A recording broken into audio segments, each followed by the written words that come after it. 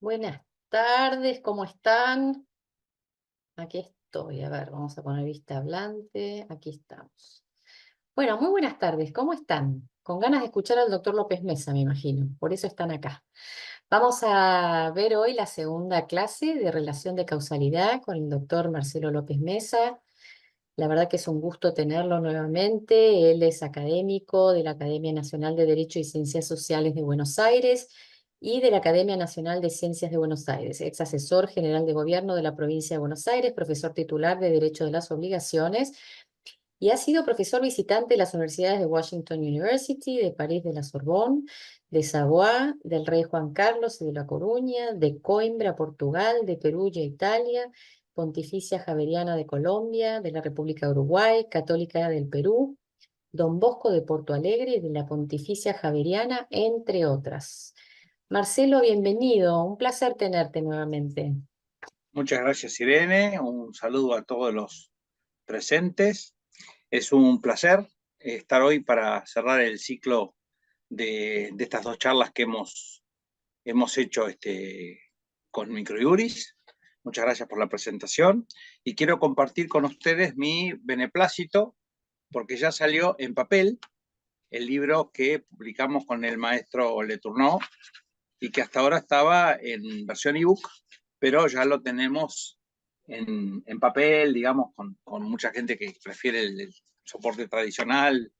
Así que simplemente mi alegría, porque ya lo tenemos Qué disponible, bueno. ya lo lanzó Hammurabi, así que un placer. Qué bueno. Bueno, ahí yo pegué, miren, porque todo está súper pensado. Nosotros sabíamos que salía el libro. Entonces, con Hammurabi nos dedicamos a hacer este flyer que yo les pasé ahí.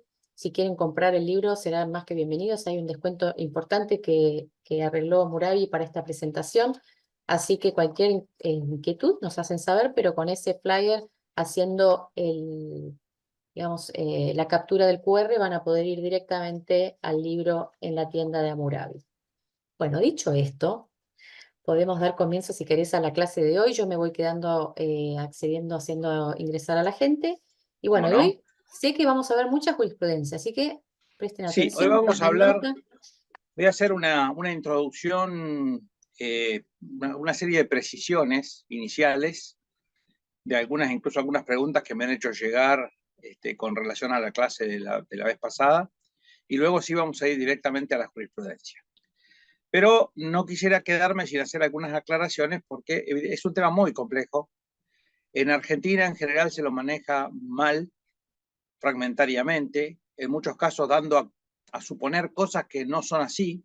Entonces vamos a hacer 2 o 3 precisiones y después vamos a ir a analizar la jurisprudencia argentina actual con el Código Civil y Comercial.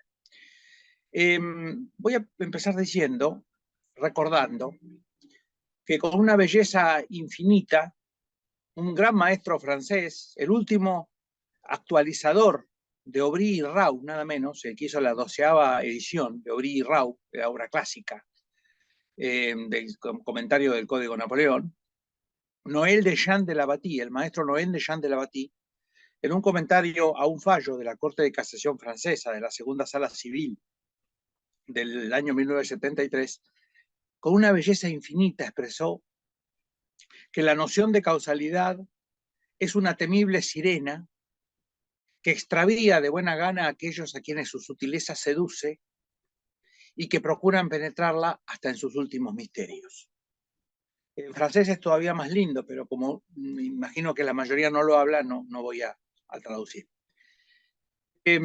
Y en palabras de otro gran maestro francés, a quien tuve el honor, sí, de tenerlo como profesor en París 2, en París D, en la Universidad del Panteón, el maestro Patrice Jourdan, dijo que la causalidad es una de las nociones más difíciles de aprender de nuestro derecho. Es en todo caso la condición más evanescente de la responsabilidad civil. Y hay varias razones para ello. En primer lugar, a diferencia del hecho generador y del daño, que son hechos tangibles y materializados, el vínculo de causalidad que los une sigue siendo inmaterial e impalpable, entre comillas, decía el maestro. Y en segundo lugar, en la doctrina aparece una dificultad para distinguir entre causalidad e imputación, ya que los autores no siempre se ponen de acuerdo sobre el contenido exacto de estos conceptos.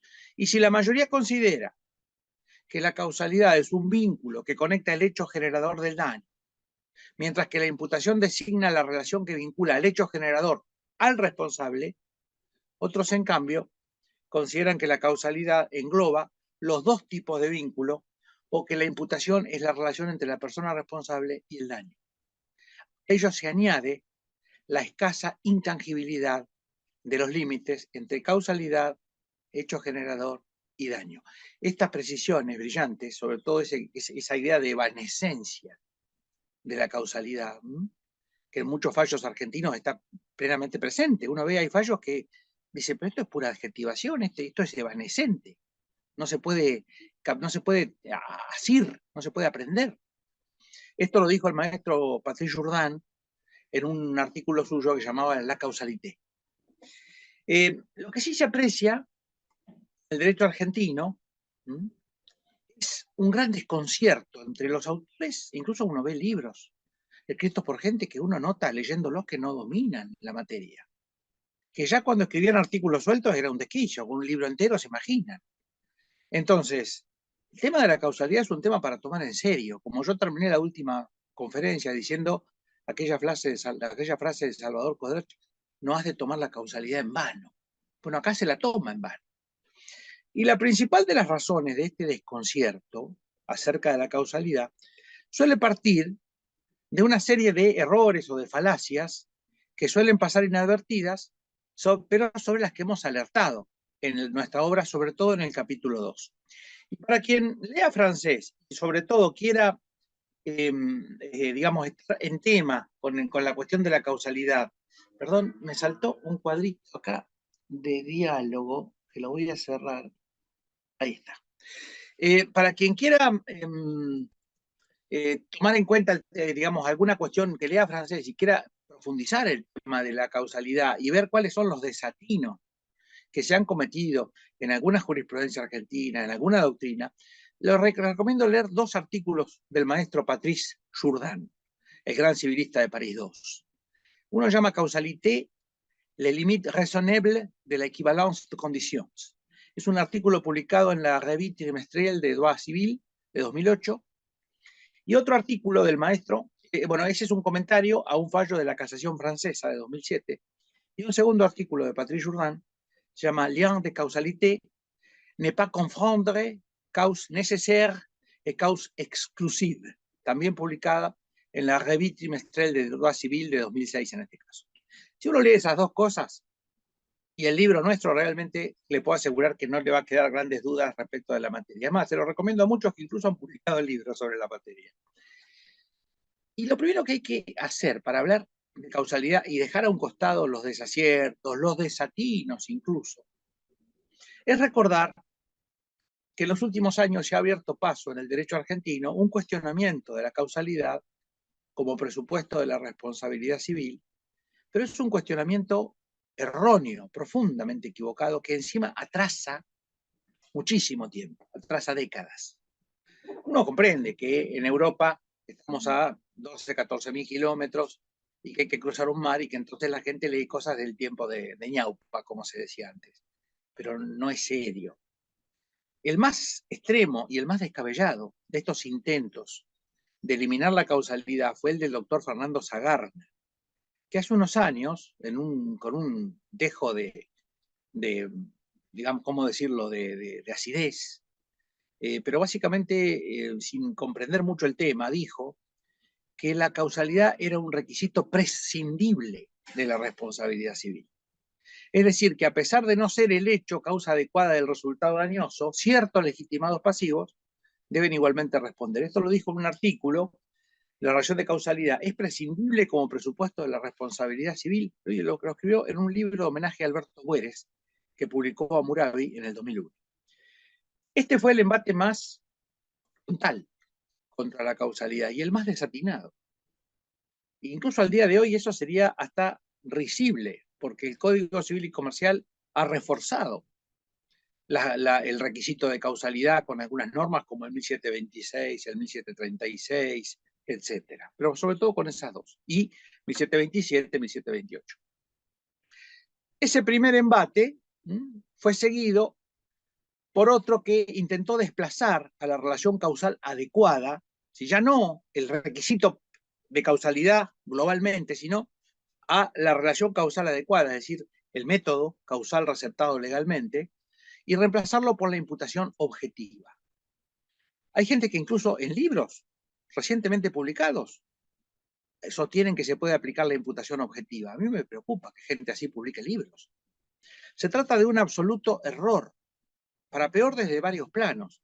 En primer lugar, quienes sostienen el desatino de pretender aplicar a la responsabilidad civil en el derecho argentino la imputación objetiva, que viene desde el derecho penal, soslayan o no quieren o no pueden ver que el legislador argentino eligió expresamente como regla un sistema causal hace 9 años, no hace un siglo y medio, hace 9 años, y que entonces no puede postularse el apartarse de la legislación sin violar la ley vigente, ni escudarse en la superación de la previsión del legislador por una realidad que no pudo imaginar al sancionar la ley, porque hace apenas 9 años que rige el Código Civil y Comercial. Además, todavía no se cumplieron los 9 años. Cumplen el 1 de agosto. Es más, probablemente coincidimos con un párrafo del maestro Valcavi, un gran maestro italiano, en un artículo suyo publicado en la revista Diritto Civile de 1995, dijo que la noción civilista, obviamente se los digo traducido, ¿no? Que la noción civilista de causalidad diverge de la noción penalista de tal en la medida en que aquella busca el nexo con el daño en relación con el an y el quantum, y no solamente con el mero an de beatur, de cara a la aplicación de la pena como acontece en el derecho penal, pasándolo en limpio. Que en el derecho penal solamente se toma en cuenta una de las funciones de la causalidad, mientras que en el derecho civil tiene dos. La determinación del responsable, que es lo que unifica el derecho penal y el derecho civil en materia de causalidad, la determinación del responsable del acto, en el caso civil dañoso, en el caso penal típico, y en segundo lugar, no se distinguen ambas ramas en que en el derecho penal no se da la segunda función, que es la segmentación del daño resarcible. Ya tenemos una primera diferencia allí. Pero aún prescindiendo de todo ello, ya sería determinante para calificar de falacia o de aventura el intento de aplicar la imputación objetiva en materia de responsabilidad civil en Argentina. Hay algo conceptualmente mucho peor. La debilidad o precariedad jurídica de la imputación objetiva en el ámbito del derecho de la responsabilidad civil, que no ha sido advertido en el marco de un entusiasmo desmedido por algunos que acríticamente han llegado a postularla como un halo de aire fresco en la responsabilidad civil, el que no se puede soslayar, entre comillas. Esto lo dijo un señor de apellido Pebot, que en su momento tuvo sus 5 minutos de fama, en un artículo publicado en Chile, acá no se animó a publicarlo, con ese desparpajo. Es una persona que ya ha desaparecido del escenario del derecho civil hace años, así que esa es la seriedad con la que he publicado. La imputación objetiva no es ese halo de aire fresco de que hablaba este sujeto. La imputación objetiva es enteramente ajena a la responsabilidad civil. No puede ser un reemplazo de la causalidad adecuada, que es el sistema elegido por el legislador en el derecho vigente. Por otra parte, aún dejando a un lado eso, otra cosa más que dejamos a un lado, ya son varias, con lo cual ya sabemos que los que proponen lo contrario es una falacia tras de otra.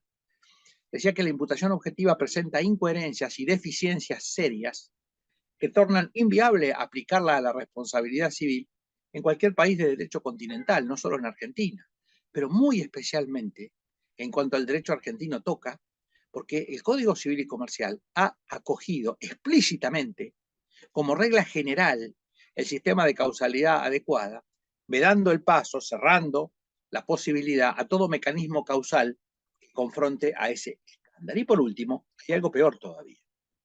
No cabe olvidar que la imputación objetiva fue hija del Código Penal alemán y de los comentaristas del Código Penal alemán. El Código Penal alemán es un código rigurosamente típico, como todo código, como buen código penal que se precie, rigurosamente típico.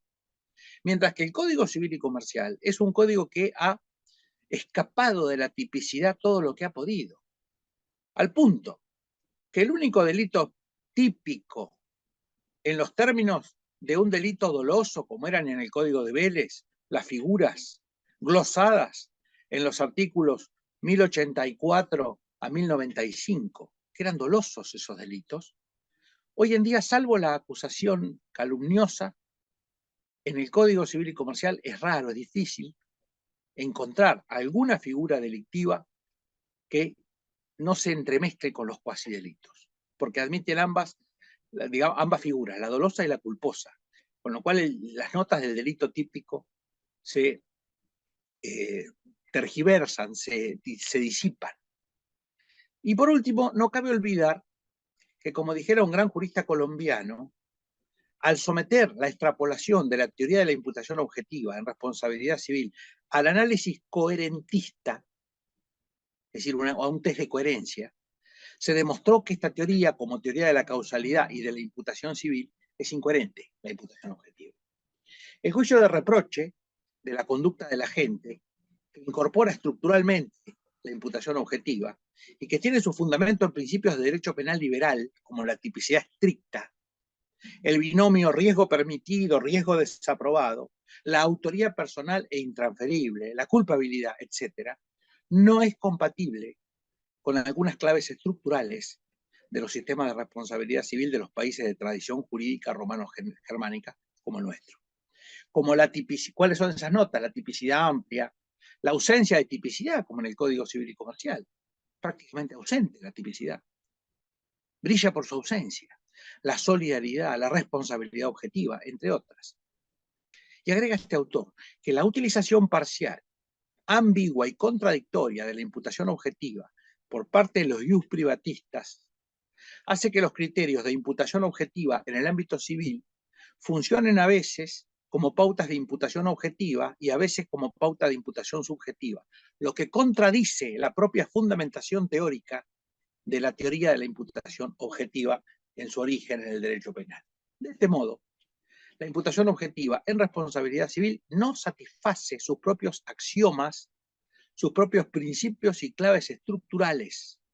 En suma, no es consistente o coherente con sus propios fundamentos teóricos. Esto lo escribió brillantemente un profesor colombiano de apellido Agudelo Molina en un libro que se llama Causalidad e Imputación, la coherencia interna de la teoría de la imputación objetiva en el ámbito de la responsabilidad civil, y fue publicado en la revista de Derecho Privado número 41 de la Universidad del Externado de Colombia en el número de julio-diciembre de 2021. Vemos entonces cómo una atrás de otra se van desmontando las tendencias en el derecho argentino doctrinario y algunas jurisprudenciales que pretenden hacer a un lado la relación de causalidad en la responsabilidad civil, de que no sea un presupuesto, que no sea estricta, que se flexibilice, todo eso es mentira. Todo eso vulnera las normas vigentes, porque no cabe olvidar ni soslayar que el Código Civil y Comercial argentino es un ordenamiento que ha prescindido casi de la tipicidad, porque al menos la ha reducido todo lo posible. Entonces, una idea pensada para la tipicidad estricta, como la imputación objetiva, se aplique a un código esencialmente atípico, o sea, donde la tipicidad no juega, evidentemente es una falacia grosera. En el Código Civil y Comercial, salvo la norma del artículo 1771, e incluso dudosamente, porque admite también el dolo, pero también la culpa grave. Pero bueno, pongámosle que aceptamos esa, que eso es un delito típico. En los otros delitos, como el homicidio, las lesiones, etc., se responde tanto por dolo como por culpa lata, la culpa común, lo que desdibuja esos tipos delictivos y los entremezcla con fuertes contenidos cuasi delictuales. Por lo cual, si se reflexiona seriamente sobre la cuasi evanescencia de la tipicidad en el Código Civil y Comercial, solamente un aficionado o un imprudente postularía aplicar un criterio pensado para un esquema de tipicidad estricta a un sistema prácticamente de atipicidad, dado que son estructuras incompatibles entre sí. Y después de este cuestionamiento, se hace larvadamente, intentando meter una cuña, ha habido otros cuestionamientos, volvemos a otro extremo, algún autor que ha dicho que la causalidad es una peste, y en el derecho argentino alguien que cuestionara con énfasis, pero sin acierto a la causalidad, con la base de generalidades, total, ¿para qué hacer precisión? Críticas genéricas ha habido muchas. Lo que no ha habido en general son aciertos.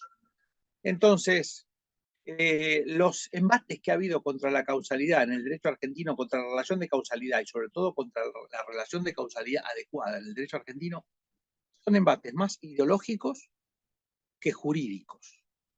¿Y por qué son, digo yo, que son embates ideológicos? Porque se nota detrás, o se nota por detrás, como si fuera un títere, la mano que mueve el títere, que pretende proteger a alguna de las criaturas predilectas de las ideologías. En este caso, los ahora que se llaman vulnerables. Y antes a los peatones distraídos, a los ciclistas desaprensivos, pobres ciclistas, pobres peatones. Resulta que, en definitiva, no están buscando un responsable, sino un pagador solvente, que es otra cosa muy distinta. Entonces, estos vulnerables, o los peatones distraídos, o los ciclistas desaprensivos, se busca darles una supraprotección que los blinde contra todo requisito, contra todo límite, contra toda responsabilidad por sus actos, en el entendimiento que son algo así como una criatura mitológica salida del Emilio, de Jean-Jacques Rousseau. Estas criaturas que describía Rousseau en los textos del Emilio, por ejemplo, que parecieran sujetos que vivían en un ambiente bucólico, en un ambiente casi de naturaleza. Bueno, los casos en que se pretende correr la causalidad para protegernos son así. Todo ello vamos a ir directamente, una vez cuestionadas las críticas, hechas a un lado las críticas al presupuesto causal, que básicamente lo que buscan es hacer ideología, no derecho, vamos a ir directamente al tema de la jurisprudencia en la materia. La relación de causalidad, en este caso, se nos presenta básicamente como un mecanismo asfixiante. Es presentada por sus críticos como que es, digamos, un corsé asfixiante, pero en realidad, si lo miramos bien, no podemos menos que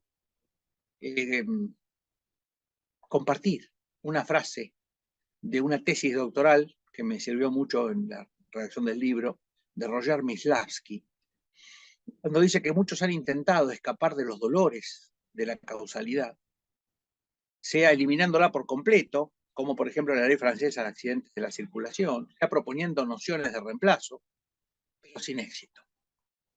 Y que a pesar de todo la causalidad permanece sólidamente inscripta en el derecho de la responsabilidad civil con su cortejo de dificultades.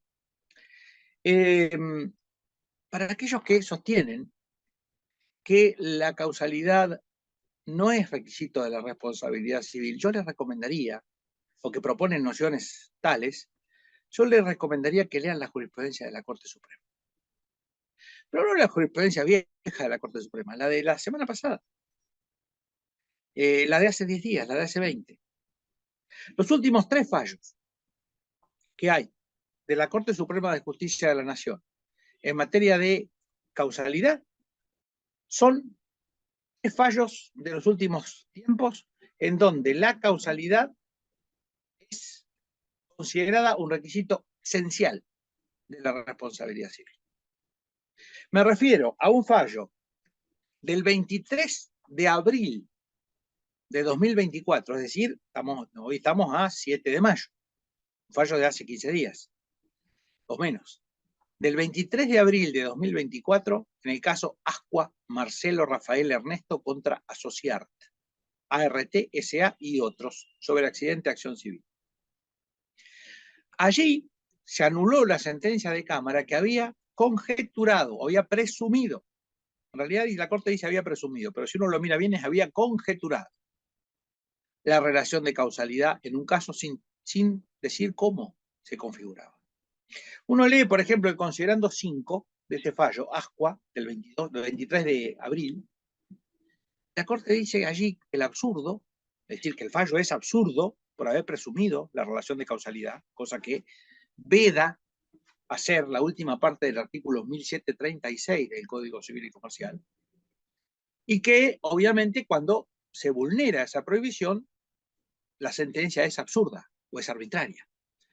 Y dice la Corte que el absurdo se configura en ese caso porque el Tribunal de Alzada, mediante la formulación de, escuchen esto, mediante la formulación de elucubraciones genéricas acerca de las obligaciones de la ART y sin precisar cómo se habría configurado el nexo de causalidad adecuada entre el siniestro y la conducta de la apelante, presupuesto necesario para la atribución de responsabilidad. Fíjense todo lo que dice la Corte. Critica las elucubraciones de la jurisprudencia respecto de la causalidad. Dice que el nexo de causalidad es requisito, es presupuesto necesario para la atribución de responsabilidad. Y que no puede soslayarse, finalmente, dice la Corte, la valoración de la prueba producida en el expediente respecto de la actividad desplegada por la demandada y las condiciones en que el actor laboraba. Dicho de otro modo, que las sentencias judiciales que tienen por presumido el nexo causal a partir de meras elucubraciones o adjetivaciones, le digo yo, la Corte habla de algo peor, elucubraciones. Elucubrar es no pensar bien. La elucubración no es un exceso de pensamiento, es un defecto de pensamiento, que no es lo mismo. Porque la elucubración da como resultado un pensamiento que no es verificable, que puede ser perfectamente antojadizo. Y en el considerando 6 del caso Ascua, la Corte dice que es apropiado recordar la doctrina de la Corte, según la cual la circunstancia de que el trabajador hubiera sufrido daño como consecuencia de su labor no autoriza concluir sin más que la aseguradora de riesgo del trabajo incumplió con su vigilancia a los efectos de la responsabilidad. Me parece estar leyendo un fallo mío de la Cámara de Trelew. Compruebo con alegría que finalmente nuestra prédica ha calado, incluso en la jurisprudencia de la Corte Suprema. Pero para aquellos que pensar que a lo mejor es un fallo de casualidad con la Corte, hay un fallo de unos días antes, un caso que los más grandes, los que tienen nuestra edad, por ejemplo, el caso de la gente de 50 o más, recordará, porque es un fallo de hace unos 20 años, es un caso de hace unos 20 años, fíjense, ahora recién la Corte lo confirma, 20 años después. O sea, el tema de la demora en el dictado de las sentencias judiciales es lo que más, además de la corrupción, además de otras cuestiones, de la ineficacia, del desconocimiento, que existen algunos jueces, no en todos, felizmente, pero la lentitud de los procesos es lo que más cuestiona a la justicia argentina. Se puede hacer justicia 20 años después. Porque, bueno, este caso era de hace 20 años, era el caso de la llamada masacre de Ramallo. Para quienes recuerden, no se supo nunca, o se escondió tal vez, que la policía, para sacarse de encima, policía bonaerense, para sacarse de encima a unos delincuentes que habían trabajado para ella en algunos trabajitos particulares, por así decirlo, les armó una ratonera. Es decir, les dio información falsa, les dio, ¿cómo se dice? Inteligencia falsa, para que asaltaran un banco, y una vez que estaban dentro del banco, los cercaron, pretendiendo que esta gente se rinda, supuestamente para mejorar la estadística de casos resueltos, hacer algún mérito a alguien para ascender, etc. La clásica. El caso es que salió tremendamente mal, porque los presos por algún motivo no se rindieron, pensaron que los iban a matar, vaya a saber. Y entonces fue una larguísima negociación, tomaron el lugar, un banco, creo que era el Banco Nación, de Ramallo, y y estuvieron mucho tiempo allí, incluso el negociador de la policía intentaba convencerlos, no hubo forma. Y en un momento, a la madrugada, les cortaron la luz, como para ya cansarlos, digamos, que no puedan tener agua, que no puedan tener luz, o sea, agobiarlos. Y esta gente salió en un auto que era del propio gerente del banco, el marido de la señora Lacabe, Flora Lacabe era la señora, que es la carátula, Lacabe Flora, contra Estado provincial, contra provincia de Buenos Aires. Y salieron en el auto de esta gente, pero tuvieron la precaución, como se ve que tenían cierta prevención de que querían matarlos la policía, en vez de detenerlos querían matarlos, para que no hablen, pusieron de escudos humanos, se sentaron en los asientos del auto y sobre ellos, en la falda, sentaron a los rehenes. Cuando sale el auto, con las luces apagadas y acelerando a fondo, la policía le tiró unas ráfagas y ráfagas de balas y mataron al marido de la señora y la hirieron a ella. Esa fue la llamada masacre de Ramallo. Hubo varios, ocupó los noticieros durante semanas. Y ahora recién se resuelve este caso en la Corte, y la Corte vuelve allí a decir que la causalidad es un requisito necesario de la responsabilidad, en este caso del Estado. Y entonces dice la Corte, en el caso Lacabe, que es improcedente responsabilizar al Estado Nacional por las consecuencias dañosas derivadas de la falta de una regular prestación del servicio de seguridad que ocasionó la muerte del esposo y padre de los actores, toda vez que no fue acreditado de manera correcta y concreta la relación de causalidad entre el accionar de la Policía Federal y los perjuicios sufridos. En realidad, los que actuaban era la policía de la provincia de Buenos Aires. Fue una cosa más bien rara. ¿Y qué más dijo la Corte?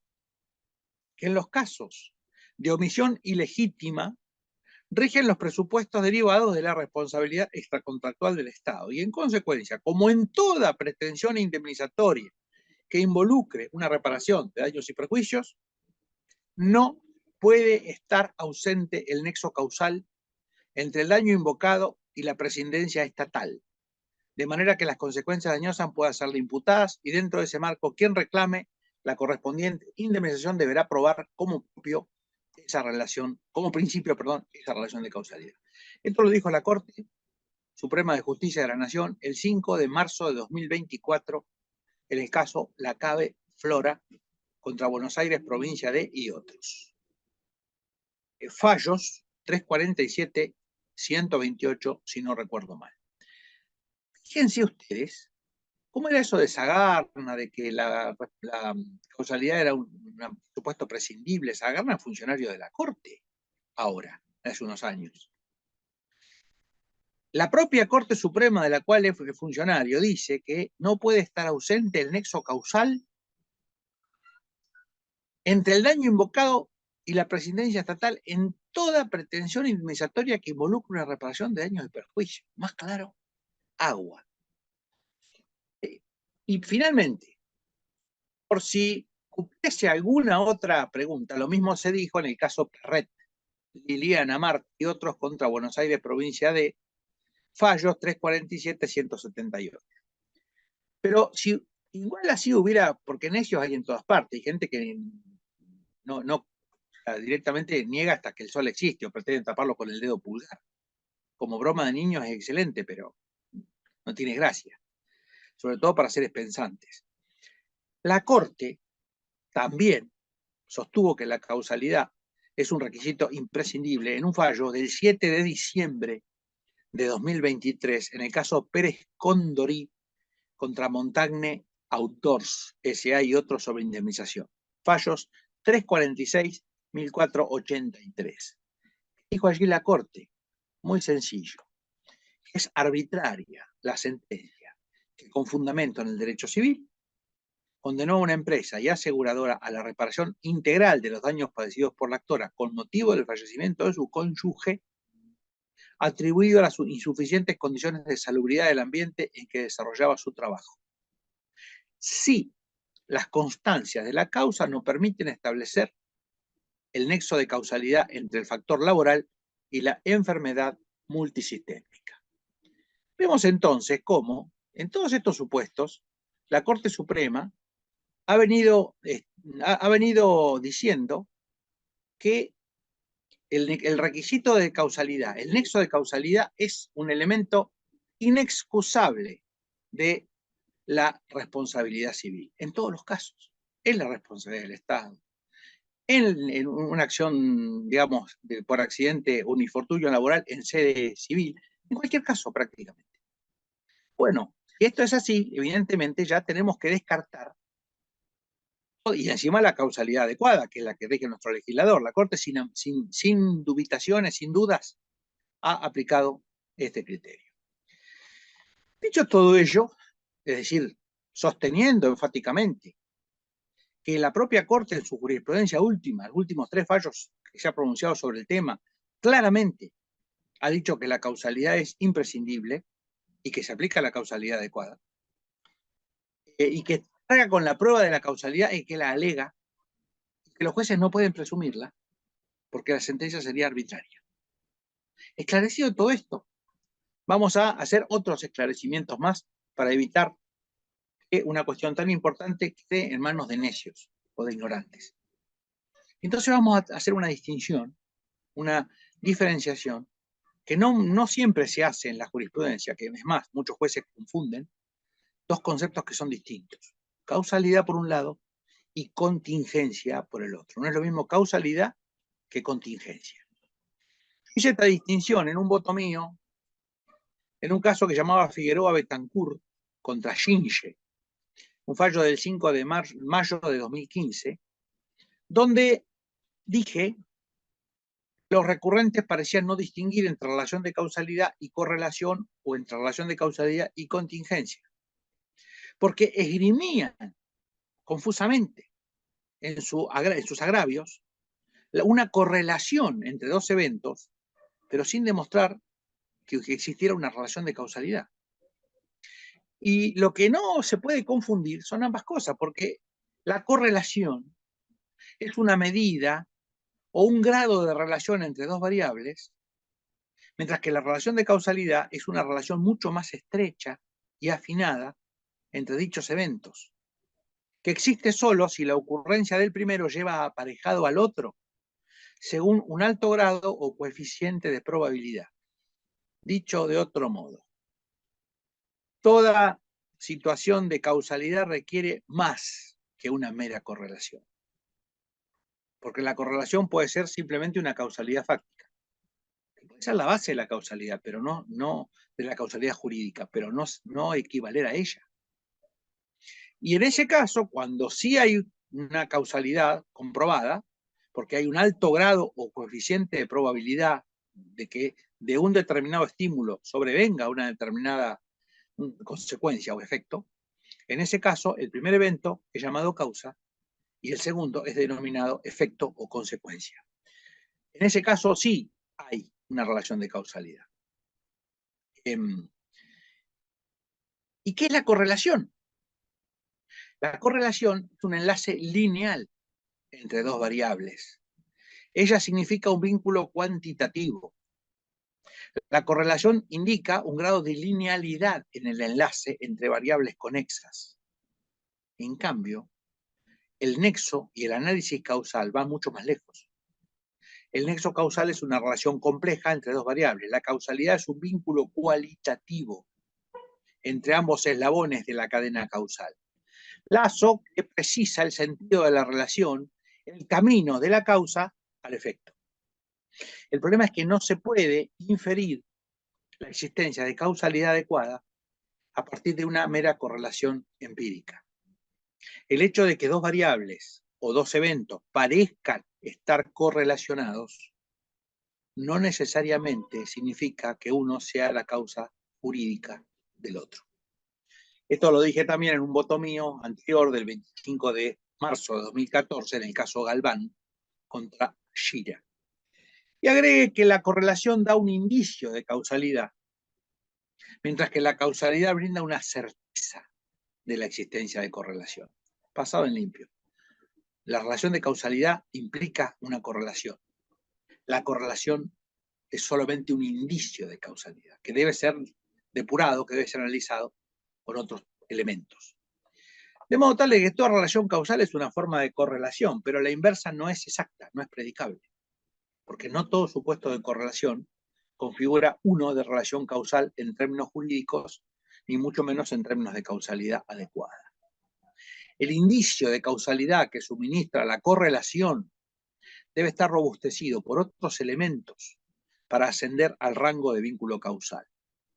La correlación física es una base material imprescindible para asentar el juicio de proporcionalidad o de adecuación o de probabilidad, pero no equivale a este. Todo esto lo dije en un fallo mío, como dije en dos, Galván contra Gira y Figueroa Betancourt contra Ginge. Por eso dije que no es predicable de la mera contingencia la causalidad.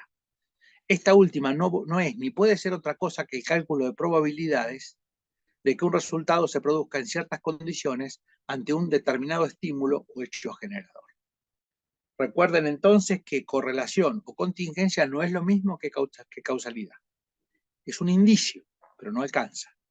Hay que sumar otros elementos. Muchos jueces confunden esto. En otros fallos, hablé de que no se podía aplicar el método de supresión, el mal llamado método de supresión hipotética, o el método entre comillas. El método de evaluación causal, entre comillas, de supresión hipotética, no constituye una metodología admisible.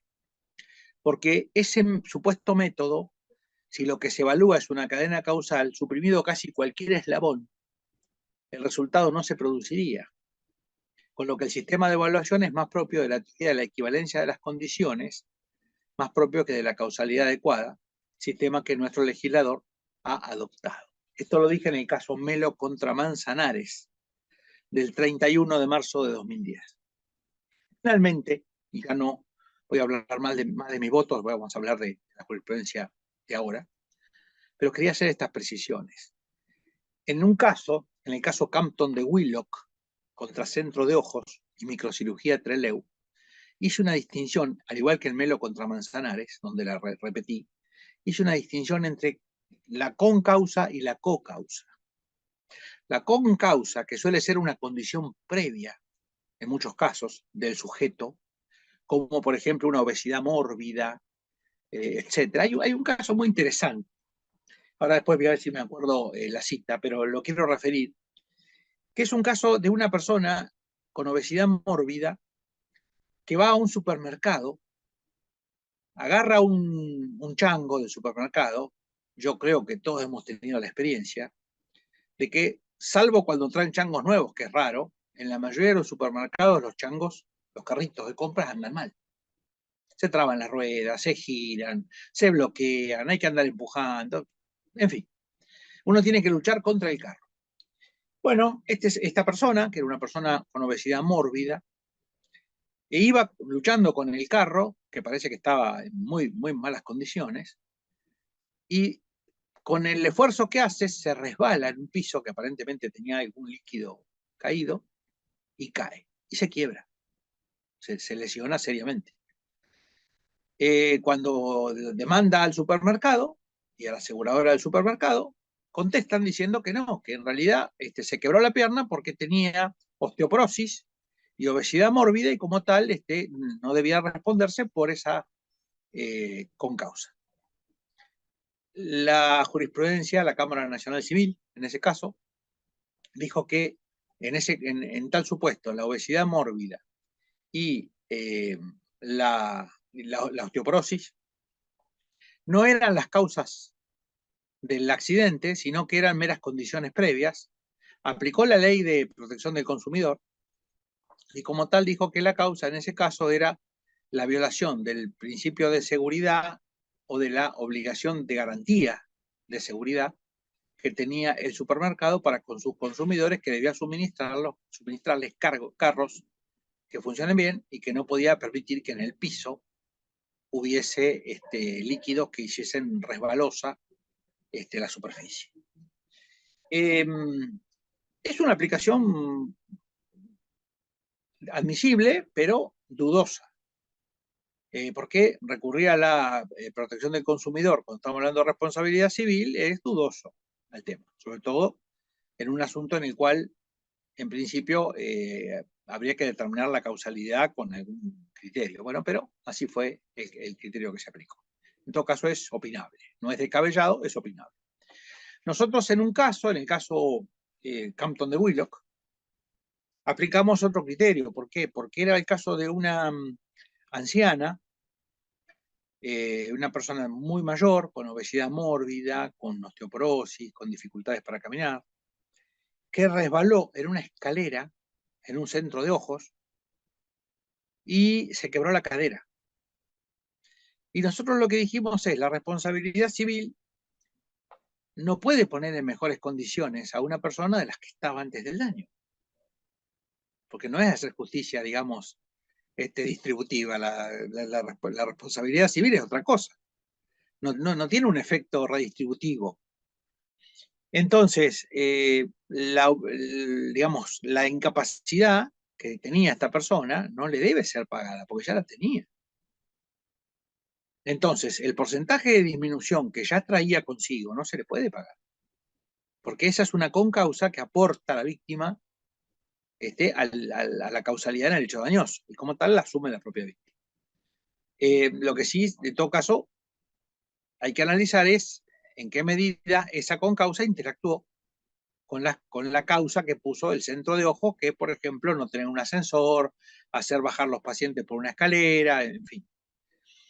Y si dijimos allí, que fue una de las primeras veces, que si no había un motivo que permitiese contribuciones disímiles o asimétricas, la regla es la regla de la paridad. En aquel momento yo lo argumenté desde un punto de vista lógico. Hoy en día no hace falta, porque hay un artículo del Código Civil y Comercial, que es el artículo 841, última parte, que específicamente establece la regla de la paridad si no puede haber una asignación causal disímil, por ejemplo, viendo la matriz, la fuente de la obligación de responder. También, en ese caso, hablamos de la concausa. ¿Qué es la concausa? Porque muchas veces uno ve fallos, ejemplo, el fallo del Tribunal Superior de Justicia de Corrientes, que mencioné en la clase pasada, que adjudicó a un automovilista el contagio de una enfermedad respiratoria en un hospital, una causalidad descabellada realmente, donde ahí se hablaba de concausa. Evidentemente le erraron por todos lados allí. La concausa es una condición que interfiere o actúa independientemente de la condición puesta por el agente a quien se le atribuye el daño. Se trata de una pluralidad de hechos causales y puede haber concausas preexistentes, en el caso, por ejemplo, de las condiciones previas del damnificado, por ejemplo, la osteoporosis.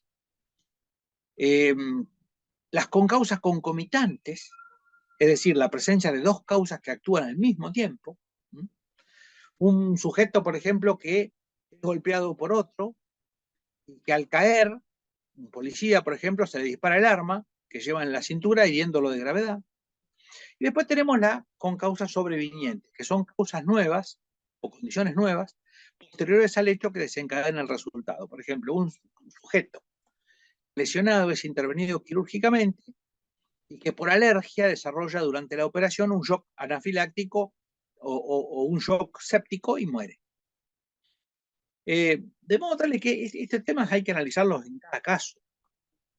No se puede establecer reglas a priori aplicables para todos los casos en materia de causalidad, porque diversos matices pueden modificar ampliamente el caso. Como hemos visto,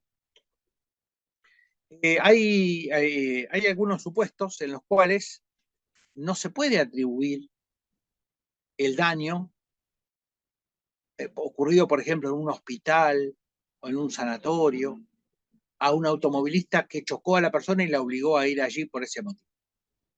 Es una condición sine qua non, pero no siempre la condición sine qua non es causa del daño.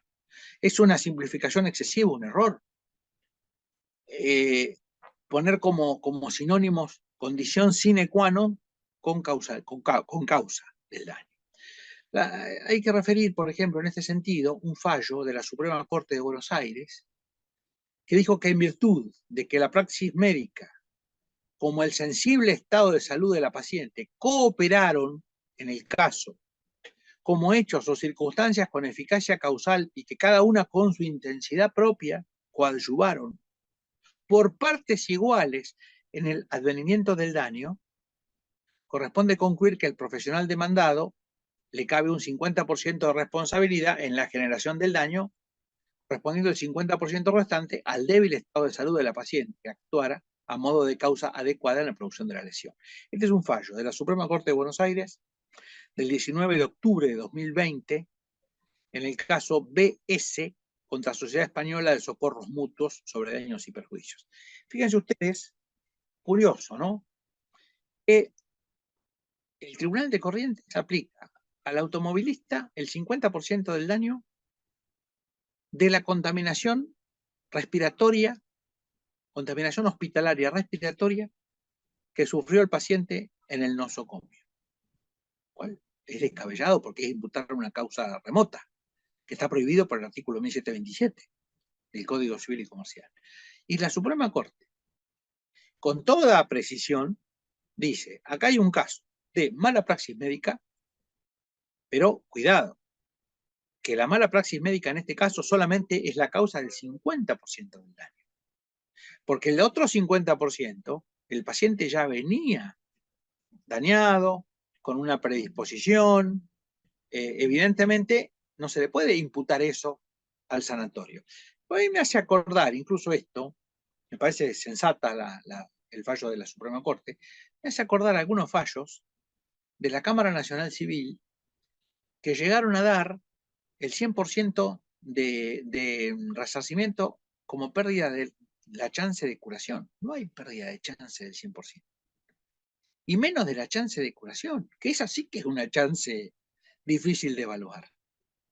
Entonces, fíjense ustedes cómo se han cometido tropelías en nombre de un afán justiciero, digamos, un afán equitativo de los jueces, en algunos casos donde aparentemente les ha tocado su nervio sensible. Y otra cosa que hay que recordar es la neutralidad axiológica de la determinación causal. Para determinar la causa de un daño, se debe realizar a posteriori un juicio o cálculo de probabilidades que obviamente prescinde de la realidad del suceso ya acontecido. Es un análisis contrafáctico. Porque si obviamente hay que calcular qué hubiera pasado si un hecho no hubiera existido, un análisis contrafáctico, digamos. Ese juicio de adecuación causal no debe olvidarse que es neutro, es decir, es ajeno a toda valoración acerca de la justicia o injusticia de la situación generada y de la mayor o menor reprochabilidad subjetiva que de ella pueda emerger. Ese análisis se hace en el presupuesto de culpabilidad del daño, es decir, el presupuesto factor de atribución, no en el presupuesto de causalidad. Muchas veces se lo confunde, y por eso me gustaría recordar un fallo adecuado, un fallo interesante, un fallo del Superior Tribunal de Justicia de La Pampa, Sala A, del 19 de marzo del año 2021, el caso Suárez, Gloria, contra Estado Provincial y otros, donde varias cosas interesantes se dijeron, pero sobre todo se reforzó el tema del nexo de causalidad como un requisito esencial. Y se dijo que la acción antijurídica no es punible si no media una relación o nexo de causalidad entre el hecho imputable y el daño. Este, a su vez, es el efecto del obrar antijurídico imputable, que por tanto reviste el carácter de causa. De esa manera se puede afirmar que la relación de causalidad constituye un presupuesto necesario de la responsabilidad civil. Y puede además referir otros fallos muy interesantes. Uno de la Cámara Nacional Civil, Sara J., por ejemplo, del 2 de marzo del 2022, DPM y otros contra Policía Federal Argentina. Yo me siento un poco ridículo cuando leo siglas, pero bueno, lamentablemente en ciertos casos la anonimización lo exige. Se dijo allí, fallo del 2022 de la Cámara Nacional Civil, que en la atribución de responsabilidad con basamento objetivo, la autoría de los daños se enmarca en el análisis de la relación causal por ser el que permite individualizar el sujeto o sujetos que deben responder. ¿Se acuerdan de hablamos hoy en una cita del profesor Balcaví, que hablaba del ande beatur? No es esto.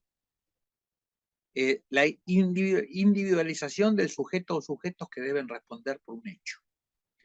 Por su intermedio, agrega la Cámara Nacional Civil, es posible determinar si las consecuencias dañosas de un hecho pueden ser atribuidas materialmente a la acción de un sujeto, poniendo en evidencia la autoría del hecho, ya que la relación de causalidad se asienta sobre la noción de previsibilidad, siendo valorada en abstracto, con prescindencia de lo sucedido en el caso concreto y expuesto, tomando en cuenta lo que realmente sucede conforme al curso normal y ordinario de las cosas. Cámara Nacional Civil Sarajota, 2 de marzo de 2022.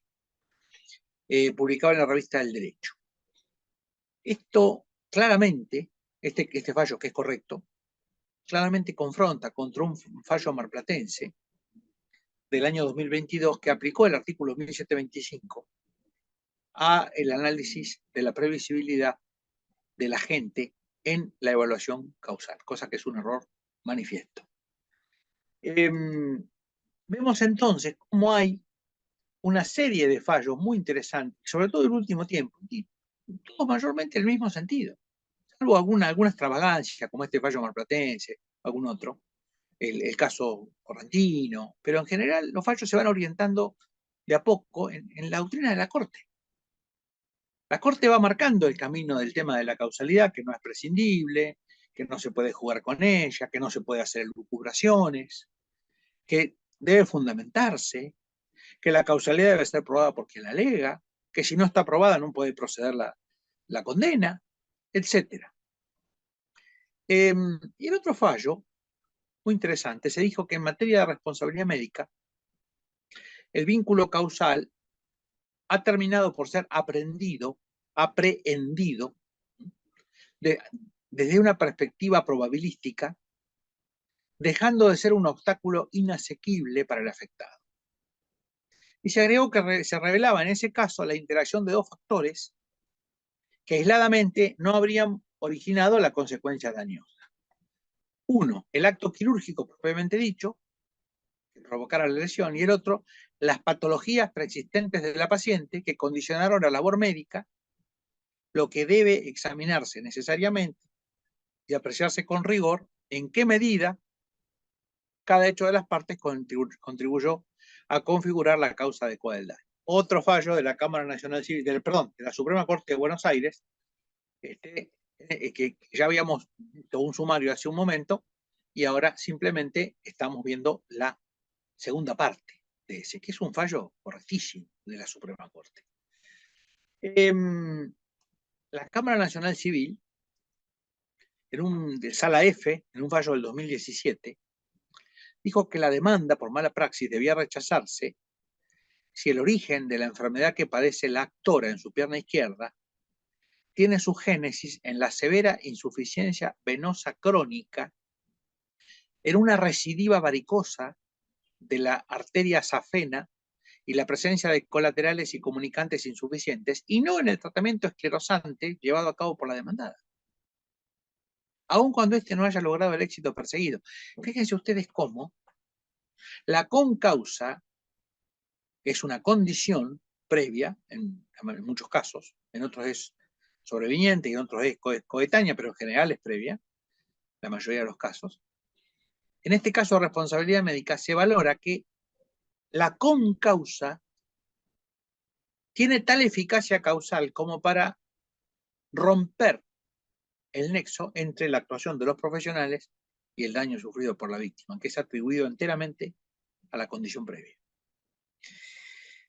Por eso siempre digo que hay que analizar los casos con certeza, con certidumbre, con detalle en el caso concreto. Porque las generalizaciones y las adjetivaciones no pueden reemplazar una correcta indagación causal. Para que un daño sea indemnizable, resulta necesario que quede acreditado debidamente el vínculo causal entre la actuación de los demandados y su puntual relación con las características del hecho. Porque la relación causal comporta un enlace, nexo o vínculo entre un hecho antecedente que sirve de caso y un resultado consecuente que en el ámbito de la responsabilidad civil genera siempre un daño. Esto es un fallo de la Cámara de La Plata, Cámara Segunda de La Plata, Sala Segunda, del 6 de mayo de 2021, el caso Hypermayer contra Copari. Tenemos un montón de situaciones, entonces vemos cómo se puede definir la relación causal, que el sistema causal seguido por nuestros legisladores es la causalidad adecuada, pero me gustaría ir a algunos supuestos interesantes que creo yo que merecen ser analizados con algún detalle. Ya obviamente referí la importancia del fallo Suárez contra Estado Provincial en el Superior Tribunal de Justicia de La Pampa, un fallo del 2021, fallo de él, 19 de marzo de 2021, Superior Tribunal de Justicia de La Pampa, Sala A, donde ha intervenido el doctor Fernández Mendía, Eduardo Fernández Mendía, querido amigo y un juez con mucha experiencia. Respecto del juicio de probabilidad también ya hemos hablado bastante, cómo se debe hacer ese juicio. Pero vamos a decir alguna cosa más. Por ejemplo, este juicio de probabilidad es un juicio que debe acercarse lo más posible a la certeza. El derecho no exige que sea absoluta esa certeza o esa probabilidad. Lo que no puede ser es incierta, porque ya entonces no hay probabilidad. No hay probabilidades inciertas. Ese asunto de distinguir ese tipo de cosas es realmente extraño. Y en otro fallo se dijo que para determinar la relación de causalidad entre una causa y un efecto, es necesario realizar un juicio de idoneidad o adecuación que debe reunir las siguientes características. Debe plantearse hacia el pasado, retrocediendo mentalmente el juez al momento del hecho. B. El cálculo de probabilidades tiene que ser formulado en abstracto, atendiendo a lo que usualmente ocurre y no en concreto, es decir, cómo se han producido realmente los hechos. C. Tiene que existir una pluralidad de casos, porque de no ser así, no respondería a un criterio de experiencia, sino de mera especulación. Por eso decía yo que la causalidad adecuada es un mal sistema para las primeras veces. Para la primera vez. La crítica más seria que se le puede hacer a la causalidad adecuada es que es un mal sistema para la primera vez. Pero no hay otro mejor. La causalidad adecuada es como la democracia.